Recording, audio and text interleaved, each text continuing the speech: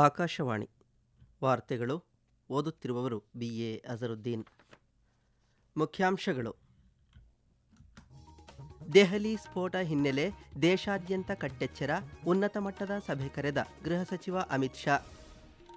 ದೆಹಲಿ ಸ್ಫೋಟಕ್ಕೆ ವಿವಿಧ ದೇಶಗಳ ರಾಯಭಾರಿಗಳ ಖಂಡನೆ, ಗಾಯಾಳುಗಳ ಚೇತರಿಕೆಗೆ ಪ್ರಾರ್ಥನೆ.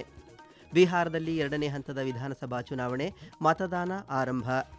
ವಲಸಿಗರು ಭಾರತದ ವೈವಿಧ್ಯತೆ ಮತ್ತು ಸಾಂಸ್ಕೃತಿಕ ಪರಂಪರೆಯ ನೇರ ಪ್ರತಿನಿಧಿಗಳು, ರಾಷ್ಟ್ರಪತಿ ದ್ರೌಪದಿ ಮುರ್ಮು. ಇಂದಿನಿಂದ 2 ದಿನಗಳ ಭೂತಾನ್ ಪ್ರವಾಸ ಕೈಗೊಳ್ಳಲಿರುವ ಪ್ರಧಾನಿ ನರೇಂದ್ರ ಮೋದಿ. ವಾರ್ತೆಗಳ ವಿವರ. ದೆಹಲಿಯ ಕೆಂಪುಕೋಟೆ ಬಳಿ ನಿನ್ನೆ ಸಂಜೆ ಕಾರಿನಲ್ಲಿ ಸಂಭವಿಸಿದ ಪ್ರಬಲ ಸ್ಫೋಟದಲ್ಲಿ 8 ಜನರು ಸಾವನ್ನಪ್ಪಿ ಹಲವಾರು ಜನ ಗಾಯಗೊಂಡಿದ್ದಾರೆ.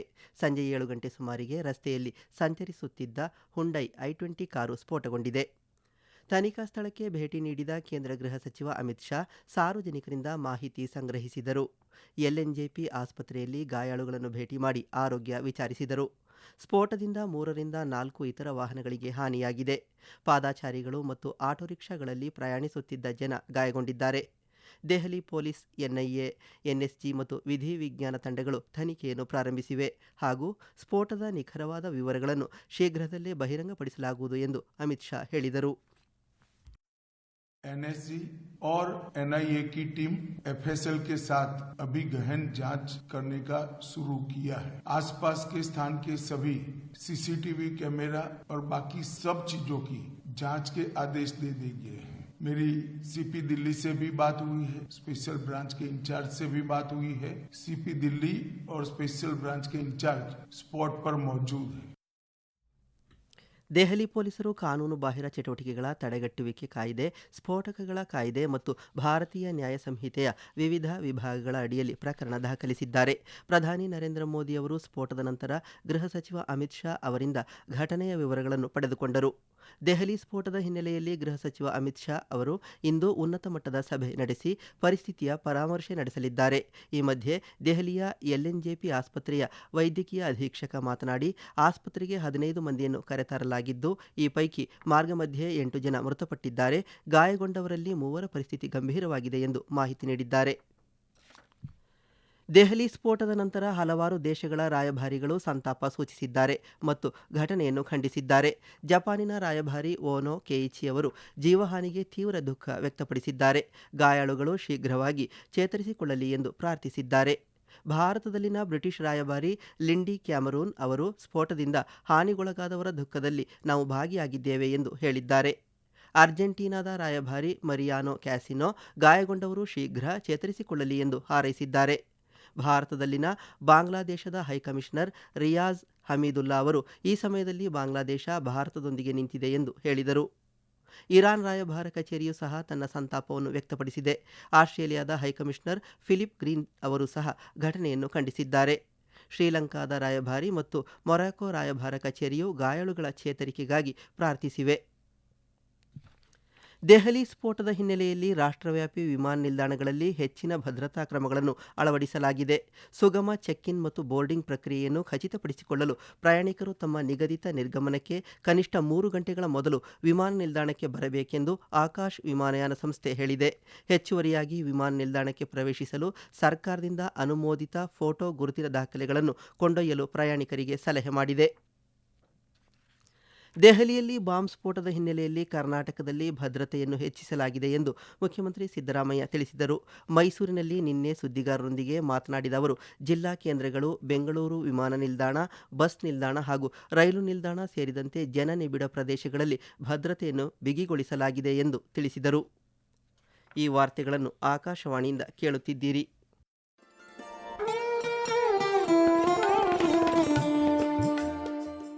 ಆಕಾಶವಾಣಿ ಸುದ್ದಿ ವಿಭಾಗದಿಂದ ಪ್ರದೇಶ ಸಮಾಚಾರವನ್ನು ಪ್ರತಿದಿನ ಬೆಳಿಗ್ಗೆ 7:05, ಮಧ್ಯಾಹ್ನ 12 ಮತ್ತು 2:30 ಹಾಗೂ ಸಂಜೆ 6:40ಕ್ಕೆ, ರಾಷ್ಟ್ರೀಯ ವಾರ್ತೆಗಳನ್ನು ಬೆಳಿಗ್ಗೆ 7:35, ಮಧ್ಯಾಹ್ನ 1:10 ಹಾಗೂ ಸಂಜೆ 7:35ಕ್ಕೆ ಪ್ರಸಾರ ಮಾಡಲಾಗುತ್ತದೆ. ಈ ಎಲ್ಲಾ ವಾರ್ತೆಗಳನ್ನು ನಮ್ಮ ಯೂಟ್ಯೂಬ್ ಖಾತೆ ಆಕಾಶವಾಣಿ ನ್ಯೂಸ್ ಕನ್ನಡ, ಫೇಸ್ಬುಕ್ ಖಾತೆ ಆಕಾಶವಾಣಿ ವಾರ್ತೆ ಕನ್ನಡ ಇದರಲ್ಲಿ ಆಲಿಸಬಹುದು. ನಿಖರ ಮತ್ತು ವಿಶ್ವಾಸಾರ್ಹ ಸುದ್ದಿಗಳಿಗಾಗಿ ಕೇಳಿ ಆಕಾಶವಾಣಿ ವಾರ್ತೆ. ಬಿಹಾರದಲ್ಲಿ ಇಂದು ಎರಡನೇ ಮತ್ತು ಅಂತಿಮ ಹಂತದ ವಿಧಾನಸಭಾ ಚುನಾವಣೆ ನಡೆಯುತ್ತಿದೆ. ಮತದಾರರು ಮತಗಟ್ಟೆಗೆ ಆಗಮಿಸಿ ಮತದಾನ ಮಾಡುತ್ತಿದ್ದಾರೆ. 20 ಜಿಲ್ಲೆಗಳಲ್ಲಿರುವ 122 ಕ್ಷೇತ್ರಗಳಿಗೆ ಈ ಹಂತದಲ್ಲಿ ಮತದಾನ ನಡೆಯುತ್ತಿದೆ. 3,70,00,000ಕ್ಕೂ ಹೆಚ್ಚು ಮತದಾರರು 1,302 ಅಭ್ಯರ್ಥಿಗಳ ಭವಿಷ್ಯವನ್ನು ನಿರ್ಧರಿಸಲಿದ್ದಾರೆ.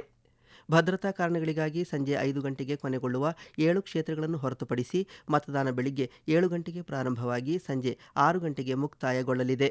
ಭದ್ರತಾ ದೃಷ್ಟಿಯಿಂದ ನೇಪಾಳಕ್ಕೆ ಹೊಂದಿಕೊಂಡಿರುವ ಗಡಿಗಳು ಮತ್ತು ಉತ್ತರ ಪ್ರದೇಶ, ಪಶ್ಚಿಮ ಬಂಗಾಳ ಹಾಗೂ ಜಾರ್ಖಂಡ್ನ ಅಂತರರಾಜ್ಯ ಗಡಿಗಳನ್ನು ಮುಚ್ಚಲಾಗಿದೆ. ಜಯನಗರ, ಮಧುಬನಿ ಮತ್ತು ನೇಪಾಳದ ಜನಕ್ಪುರ ನಡುವಿನ ಮೈತ್ರಿ ಎಕ್ಸ್‌ಪ್ರೆಸ್ ರೈಲು ಸೇವೆಯ ಕಾರ್ಯಾಚರಣೆಯನ್ನು ಮತದಾನ ಪೂರ್ಣಗೊಳ್ಳುವವರೆಗೆ ಸ್ಥಗಿತಗೊಳಿಸಲಾಗಿದೆ. ಸಂಪೂರ್ಣ ಚುನಾವಣಾ ಪ್ರಕ್ರಿಯೆಯನ್ನು ಮೇಲ್ವಿಚಾರಣೆ ಮಾಡಲು ಚುನಾವಣಾ ಆಯೋಗ ಪಾಟ್ನಾದ ಮುಖ್ಯ ಚುನಾವಣಾಧಿಕಾರಿ ಕಚೇರಿಯಲ್ಲಿ ಅತ್ಯಾಧುನಿಕ ನಿಯಂತ್ರಣ ಮತ್ತು ಕಮಾಂಡ್ ಕೇಂದ್ರವನ್ನು ಸ್ಥಾಪಿಸಿದೆ.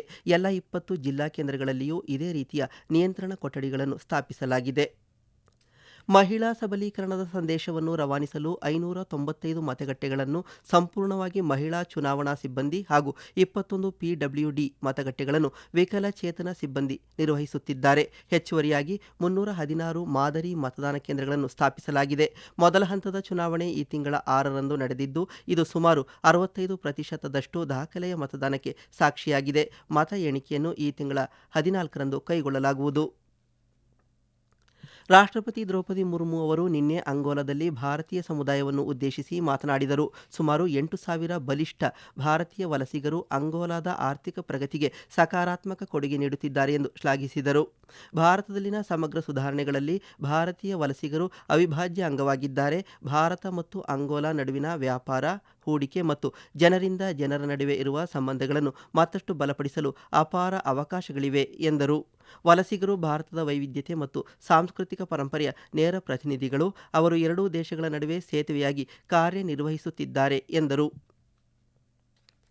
ಪ್ರಧಾನಿ ನರೇಂದ್ರ ಮೋದಿ ಅವರು ಇಂದಿನಿಂದ 2 ದಿನಗಳ ಕಾಲ ಭೂತಾನ್ಗೆ ಭೇಟಿ ನೀಡಲಿದ್ದಾರೆ. ಈ ಭೇಟಿಯು ಉಭಯ ರಾಷ್ಟ್ರಗಳ ನಡುವಿನ ಉನ್ನತ ಮಟ್ಟದ ವಿಚಾರ ವಿನಿಮಯಕ್ಕೆ ವೇದಿಕೆಯಾಗಲಿದೆ. ಭಾರತ ಮತ್ತು ಭೂತಾನ್ ನಡುವಿನ ವಿಶೇಷ ಸ್ನೇಹ ಮತ್ತು ಸಹಕಾರವನ್ನು ಮತ್ತಷ್ಟು ಗಾಢಗೊಳಿಸುವ ಗುರಿಯನ್ನು ಇದು ಹೊಂದಿದೆ. ತಮ್ಮ ಭೇಟಿಯ ಸಮಯದಲ್ಲಿ ನರೇಂದ್ರ ಮೋದಿ ಮತ್ತು ಭೂತಾನ್ ರಾಜ ಜಿಗ್ಮೆ ಖೇಸರ್ ನ್ಯಾಮ್ಗೆಲ್ ವಾಂಗ್ಚುಕ್ ಅವರು 20,000 ಮೆಗಾವ್ಯಾಟ್ ಪುನತ್ಸಾಂಗ್ಚು ಜಲವಿದ್ಯುತ್ ಯೋಜನೆಯನ್ನು ಉದ್ಘಾಟಿಸಲಿದ್ದಾರೆ. ಈ ಯೋಜನೆಯನ್ನು ಭಾರತ ಮತ್ತು ಭೂತಾನ್ ಜಂಟಿಯಾಗಿ ಅಭಿವೃದ್ಧಿಪಡಿಸಿವೆ. ಭೂತಾನ್ನ 4ನೇ ರಾಜ ಜಿಗ್ಮೆ ವಾಂಗ್ಚುಕ್ ಅವರ 70ನೇ ಜನ್ಮ ದಿನಾಚರಣೆಯಲ್ಲಿ ಪ್ರಧಾನಿ ಭಾಗವಹಿಸಲಿದ್ದಾರೆ.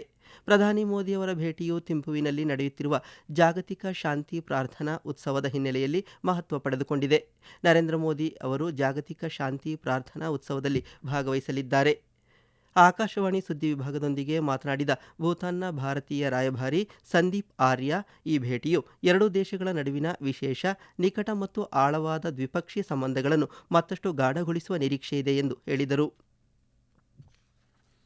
ಕರ್ನಾಟಕ ರಾಜ್ಯ ರಸ್ತೆ ಸಾರಿಗೆ ನಿಗಮ ಕೆಎಸ್ಆರ್ಟಿಸಿ ಭಾರತ ಸರ್ಕಾರದ ವಸತಿ ಮತ್ತು ನಗರಾಭಿವೃದ್ಧಿ ಸಚಿವಾಲಯದ ರಾಷ್ಟ್ರೀಯ ಪ್ರಶಸ್ತಿಗೆ ಭಾಜನವಾಗಿದೆ. ಕೆಎಸ್ಆರ್ಟಿಸಿ ಮೈಸೂರು ನಗರ ಸಾರಿಗೆಯ 200 ಬಸ್ಗಳಲ್ಲಿ ದೃಷ್ಟಿ ವಿಶೇಷ ಚೇತನರ ಅನುಕೂಲಕ್ಕಾಗಿ ಅಳವಡಿಸಿದ್ದ ಧ್ವನಿ ಸ್ಪಂದನ ಆನ್ಬೋರ್ಡ್ ಬಸ್ ಐಡೆಂಟಿಫಿಕೇಷನ್ ಹಾಗೂ ನ್ಯಾವಿಗೇಷನ್ ಸಿಸ್ಟಮ್ ಅನುಷ್ಠಾನಗೊಳಿಸಿದ್ದಕ್ಕೆ ಈ ಪ್ರಶಸ್ತಿ ಸಂದಿದೆ. ಕೊನೆಯಲ್ಲಿ ಮತ್ತೊಮ್ಮೆ ಮುಖ್ಯಾಂಶಗಳು.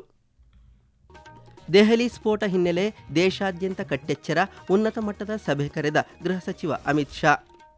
ದೆಹಲಿ ಸ್ಫೋಟಕ್ಕೆ ವಿವಿಧ ದೇಶಗಳ ರಾಯಭಾರಿಗಳ ಖಂಡನೆ, ಗಾಯಾಳುಗಳ ಚೇತರಿಕೆಗೆ ಪ್ರಾರ್ಥನೆ. ಬಿಹಾರದಲ್ಲಿ 2ನೇ ಹಂತದ ವಿಧಾನಸಭಾ ಚುನಾವಣೆ, ಮತದಾನ ಆರಂಭ. ವಲಸಿಗರು ಭಾರತದ ವೈವಿಧ್ಯತೆ ಮತ್ತು ಸಾಂಸ್ಕೃತಿಕ ಪರಂಪರೆಯ ನೇರ ಪ್ರತಿನಿಧಿಗಳು, ರಾಷ್ಟ್ರಪತಿ ದ್ರೌಪದಿ ಮುರ್ಮು. ಇಂದಿನಿಂದ 2 ದಿನಗಳ ಭೂತಾನ್ ಪ್ರವಾಸ ಕೈಗೊಳ್ಳಲಿರುವ ಪ್ರಧಾನಿ ನರೇಂದ್ರ ಮೋದಿ. ಇಲ್ಲಿಗೆ ವಾರ್ತಾ ಪ್ರಸಾರ ಮುಕ್ತಾಯವಾಯಿತು. ನಮ್ಮ ಮುಂದಿನ ವಾರ್ತಾ ಪ್ರಸಾರ ಮಧ್ಯಾಹ್ನ 12ಕ್ಕೆ.